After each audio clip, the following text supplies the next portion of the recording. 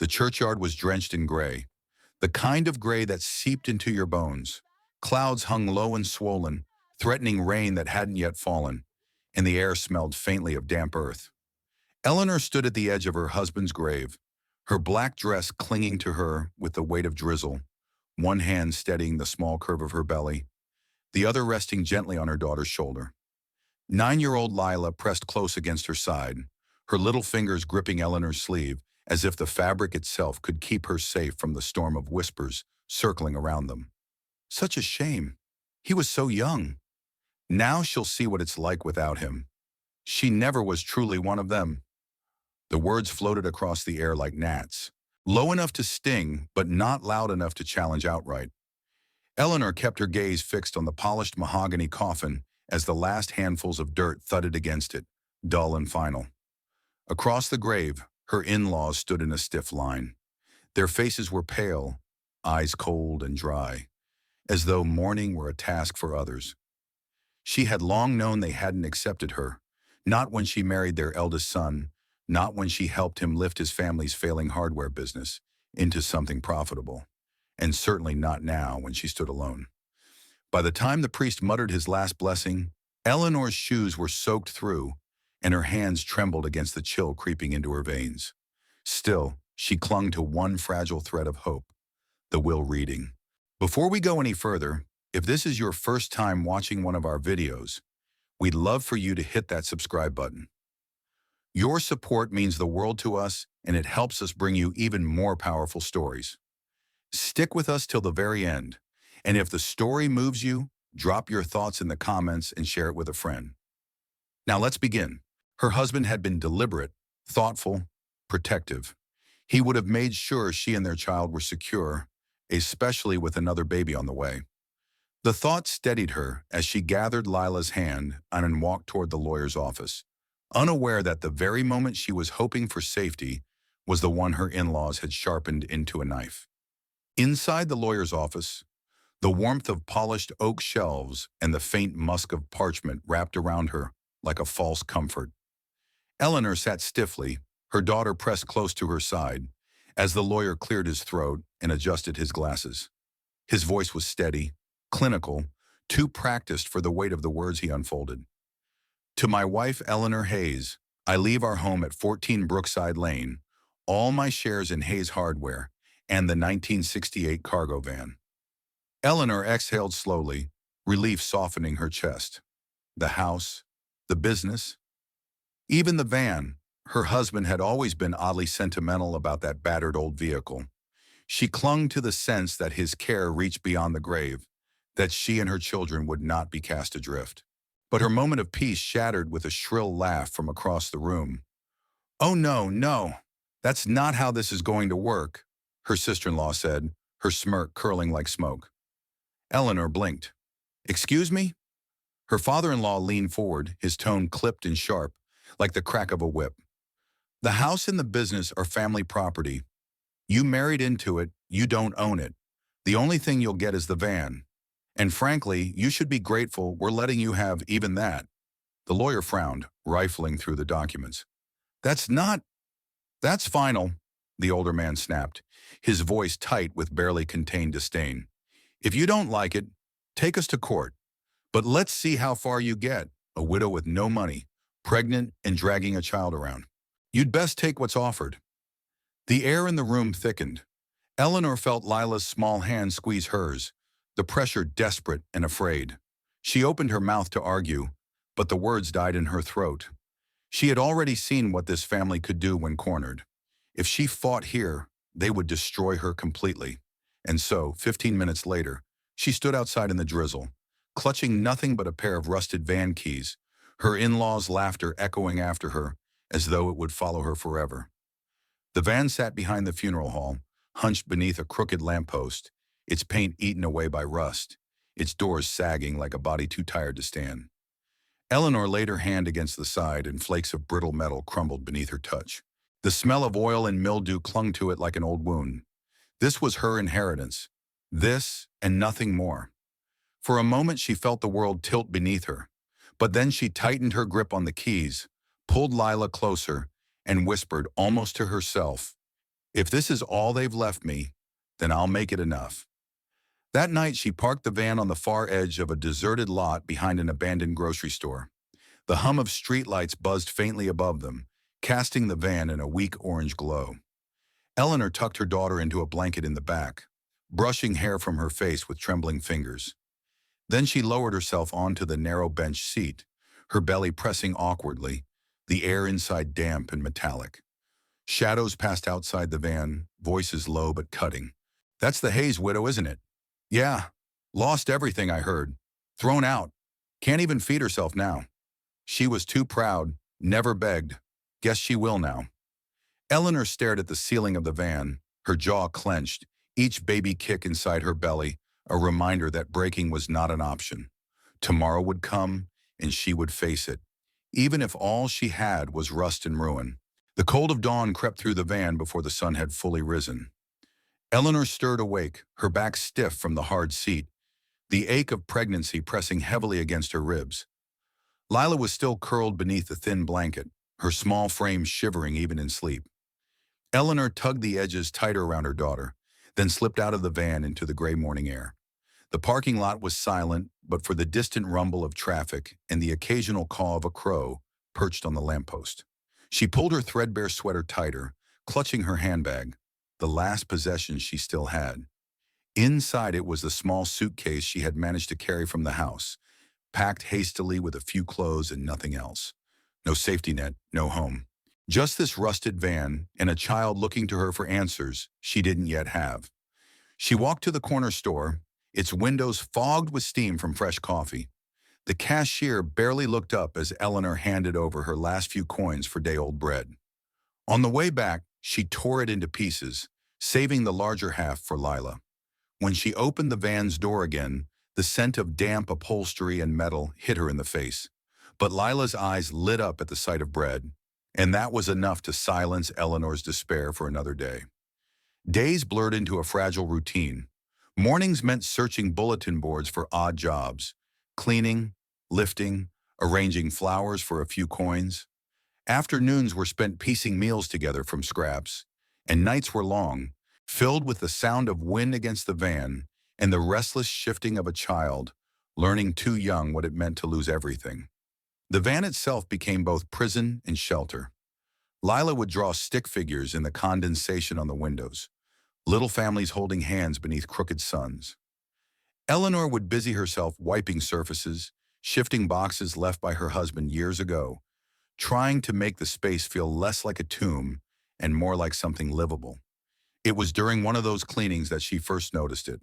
She was scrubbing at a stubborn patch of rust near the back door, her sponge catching on a jagged edge. A chunk of rust flaked away, falling to the floor with a dull clink. Beneath it, something glimmered faintly. Eleanor frowned, crouching down to press her thumb against the exposed sliver. It was metal, yes, but not the dull gray of steel. It was warmer, denser, and it caught the pale light in a way that seemed unnatural. She leaned closer, scraping gently with the edge of the sponge. More of the brittle surface crumbled, widening the sliver. For a moment she froze. The color staring back at her wasn't paint. It wasn't rust. It was the unmistakable hue of permanence, of wealth. Gold. Her breath hitched. She sat back on her heels, her hands trembling, her heartbeat hammering in her ears. Gold. The van wasn't just rust and rot. It was hiding something far more valuable, something her husband must have known about, something he had left for her in the only way he could. But Eleanor didn't shout. She didn't laugh or weep. She simply stared at the sliver of gleaming metal, her mind whirling with the weight of the revelation. Then she pressed her palm flat against the panel, testing its heaviness. It was far heavier than it should have been for a simple steel door. The realization unfurled slowly, like a sunrise creeping over the horizon. The van wasn't just covered in rust. It was gold, hidden beneath layers of decay. She whispered into the silence, barely audible even to herself. Not yet. Because this wasn't just a discovery, it was a secret, and secrets were safest when kept close. The days that followed were a careful dance. Eleanor worked as though nothing had changed, hunting for jobs, feeding Lila, keeping their routine steady. At night, when her daughter was asleep, She would crouch beside the van's panels, prying at small, hidden sections from the inside. The first time she chipped free a strip of gold small enough to fit into her pocket, her hand shook so badly she nearly dropped it. She wrapped it in a handkerchief and carried it across town to a jeweler known for discretion. He weighed it without asking questions. When he slid the stack of bills across the counter, Eleanor nearly choked on her own breath.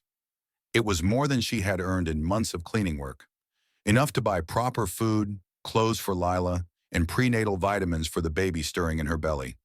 The second sale was even easier. This time she used the money to rent a tiny market stall in a quiet street corner, a battered table with just enough space for a few secondhand vases.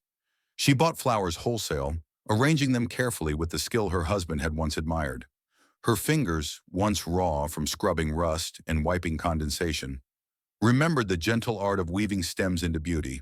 Passers-by noticed. "Who's the new florist?" someone murmured. "She has a real eye," another replied. "Isn't that Hayes's widow? I thought she was living in a van." The whispers no longer cut the way they once did. If anything, they fueled her. She arrived before sunrise, stayed past dark, and never wasted a coin. Every extra cent was reinvested into better flowers, better tools, better displays. And all the while, the van remained parked beneath its crooked lamppost, looking every bit as rusted and worthless as her in-laws had declared. No one passing by would have guessed the truth, that its battered shell held not just her secret fortune, but the foundation of her second chance. By the time spring arrived, the once empty corner stall had transformed. What began as mismatched vases and secondhand jars now blossomed into a riot of color. Roses and tulips spilled across the table, lilies arched gracefully from polished buckets, and ribbons of every hue trailed from a wooden pegboard Eleanor had managed to salvage. Customers came not only for the flowers, but for the way Eleanor made them feel. Seen, valued, remembered. She greeted them by name, tucked small sprigs of baby's breath into bouquets as tokens of luck, and sent them away with something more than flowers. She gave them hope. All the while, she never spent beyond necessity. Every extra coin went back into her work, her children, and the secret stash of gold she kept hidden. At night, when Lila slept soundly and Eleanor's unborn child shifted beneath her ribs, she would slip out to the van, prying away small strips of metal from inside doors or beneath hidden panels. Piece by piece, she turned rust into survival and survival into growth. Across town, her in-laws' empire was beginning to wither. Whispers floated through markets and coffee shops, carried by customers who bought flowers from Eleanor's stall. Hayes Hardware, once bustling under her late husband's guidance, had become a husk under his family's control. Orders went unfulfilled, bills piled up, suppliers refused to extend credit. "They've no idea what they're doing," people said with a shake of the head. "They thought they could run it without him, but they can't even balance a ledger." Eleanor listened quietly, her hands busy tying ribbons or trimming stems. She didn't add to the gossip, didn't need to. The truth was already spreading, and it smelled of collapse. By summer, her daughter's laughter filled the air again, this time inside a small rented shop with sunlit windows and a hand-painted sign, Lila and Rose Florals. Eleanor had chosen the name carefully, a promise to her children that their roots would always be acknowledged. Customers came in steady streams, charmed not just by the flowers but by Eleanor's steady grace. She offered comfort to widows, encouragement to young brides, and kindness to anyone who walked through the door. Behind the counter, she kept the gold-plated pen she'd purchased after her third sale, a quiet symbol of the life she was building. Every time she signed a receipt, she thought of the rust flaking away beneath her sponge that first day. What others mocked as worthless had become the foundation of her future. Her in-laws, meanwhile, were choking on their own greed. Their business crumbled faster than rumors could spread. The family home, once a proud landmark, was quietly listed for sale to cover debts. Eleanor heard the news from a customer one afternoon. "Did you see? The Hayes family's house is on the market. Never thought I'd see the day." She smiled faintly, not out of cruelty, but from the quiet justice of it all. She hadn't lifted a hand against them, hadn't sought revenge. They had done it to themselves. Months passed. Eleanor's son was born in the spring, a healthy boy with his father's steady gaze. She cradled him in the shop one evening while Lila sketched flowers at the counter, her pencil scratching happily across the paper. Sunlight spilled through the windows, bathing the petals in gold. The air smelled of lilies, peonies, and eucalyptus, rich and soothing. For the first time in months, Eleanor allowed herself to exhale, not in relief, but in gratitude. Her strength had not come from the gold alone, though it had given her the chance. It had come from her refusal to quit, from her choice to turn bitterness into something that could bloom. Each bouquet, each customer she touched, was proof that she had built something far more enduring than wealth. It was on an ordinary afternoon, while she was wrapping a bouquet of ivory roses for a bride-to-be, that the door creaked open. A small bell chimed, and in stepped her father-in-law. He looked thinner than she remembered, his once starched suit worn at the elbows. Behind him shuffled her sister-in-law, stripped of the effortless superiority she had once wielded like a blade. Their eyes darted around the shop, taking in the polished counters, the golden script of the sign, the line of waiting customers. "Eleanor," her father-in-law began, his voice quieter than she'd ever heard it. "We've hit a rough patch. The house is gone. The business too. We need a place to stay, just until we get back on our feet." Eleanor kept her hands busy, tucking eucalyptus into the bouquet, the soft leaves brushing against her fingertips.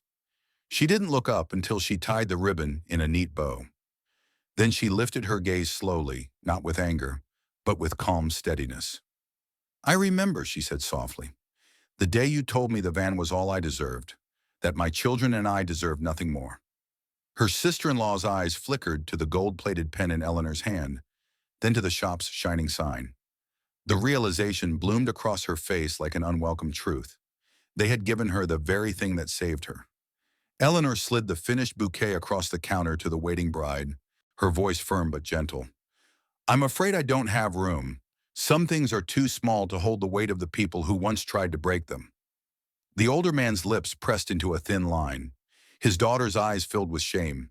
They turned and left without another word, the bell chiming behind them like punctuation at the end of a sentence. Eleanor exhaled slowly, not tasting revenge, but freedom. For once she understood what her husband had meant when he clung so dearly to that van. It had never been rust, never been ruin. It had always been a gift. The door closed behind her in-laws, leaving only the soft rustle of petals and the low hum of voices from the waiting customers. Eleanor stood for a moment in silence, her hand still resting on the counter where the bouquet had been. She wasn't trembling. She wasn't angry. Instead, she felt light. Lighter than she had since the day of the will reading, when shame and despair had wrapped around her like a shroud. Now those same ashes had given way to bloom. That evening, after the last bouquet was sold and the shutters were drawn, Eleanor sat with her children in the back of the shop. Lila perched cross-legged on the rug, her sketchbook open, pencil smudges dusting her fingertips. The baby cooed softly in Eleanor's arms, his tiny hand gripping her finger with surprising strength. She looked at them both, their faces glowing in the amber light of the lamp, and felt a swell of gratitude so deep it nearly brought her to tears. Outside, the rusted van still sat beneath the lamppost. She had kept it deliberately, never selling it, never repainting it. To anyone passing by, it was still just an old relic, patches of rust clinging stubbornly to its frame. But to Eleanor, it was a monument, a reminder that worth was never found in appearances, nor in the judgment of those who could not see beyond the surface. Sometimes she would run her fingers along its side, remembering the day she had been handed its keys like a curse, how they had laughed, how she had cried, and how, brick by brick, coin by coin, it had become the lifeline that restored not only her future, but her faith. Years later, when her children were older, they would ask her why she never threw the van away. She would smile softly and say, "Because it taught me everything I needed to know. That hidden inside the things the world calls worthless, there can be a treasure greater than gold, and that no one can take away what you are willing to fight for." Eleanor never sought revenge against her in-laws.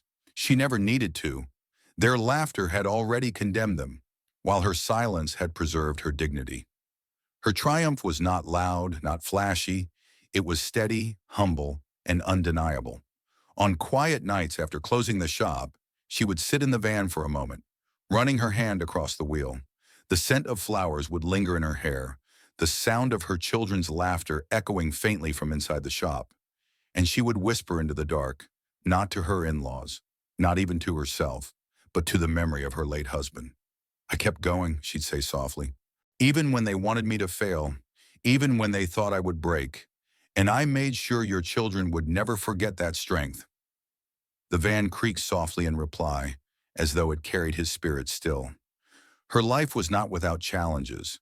There were bills, sleepless nights, unexpected losses. But she met each one with the same resilience she had forged from the ashes of humiliation.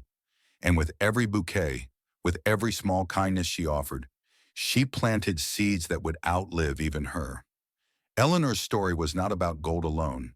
It was about grit, about finding beauty where others saw only ruin, about choosing growth over bitterness, faith over despair, and quiet perseverance over loud revenge. The van, once a symbol of mockery, had become her crown, not gilded in arrogance, but lined with the quiet gold of endurance. And so her life bloomed, softly, steadily, gloriously, proving to everyone who doubted her that strength cannot be measured in inheritance, but in what you do with what is given.